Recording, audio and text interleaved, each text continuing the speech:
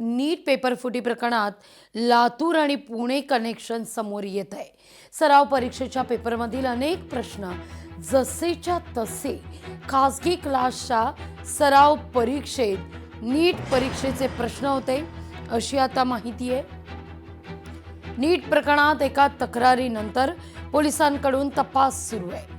आता या सगळ्या प्रकरणी लातूर कनेक्शन सुद्धा समोर येत असून या प्रकरणी खासगी क्लासेस आणि समुपदेशकांच्या माध्यमातून या सगळ्यावर लक्ष ठेवलं जाणार आहे, चौकशी होणार आहे। विद्यार्थ्यांपर्यंत या सगळ्याची प्रश्नपत्रिका क्लासेस आणि समुपदेशकांच्या माध्यमातून पोहोचली असा एक प्राथमिक दावा आहे आणि त्या दृष्टीनं लातूर कनेक्शन समोर येत आहे। अधिक माहिती घेऊया आपले प्रतिनिधी सचिन अंकुलगे यांच्याकडून। सचिन, नीट प्रकरणामध्ये लातूर कनेक्शन समोर येताना दिसतंय, त्या दृष्टीनं काय तपास?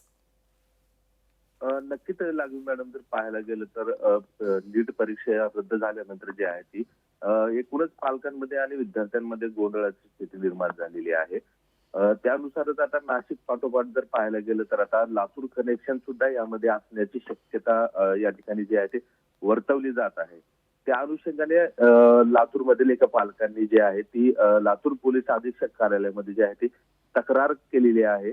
जे मॉक ड्रिल म्हणजे सराव परीक्षेमध्ये जे प्रश्न दिलेले होते त्यामधले 42 प्रश्न जे आहेत ती नीटच्या मुख्य परीक्षेमध्ये जशाच तसे आल्याची तक्रार जी आहे ती या ठिकाणी दिलेली आहे। त्यावरून कुठेतरी आता लातूर कनेक्शन सुद्धा या पेपरफुटी मागे आहे का असा संशय या ठिकाणी व्यक्त केला जात आहे। त्यानुसारच लातूर पोलीस अधीक्षक यांनी जे आहे ती तातडीनं या अर्जाची दखल घेत चौकशीचे आदेश दिलेले आहेत।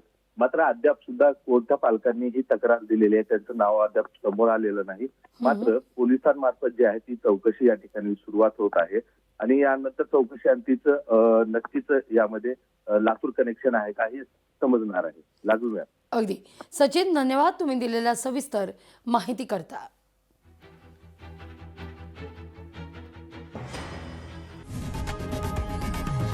लोकशाही मराठी ऐका, पहा, जागरूक रहा।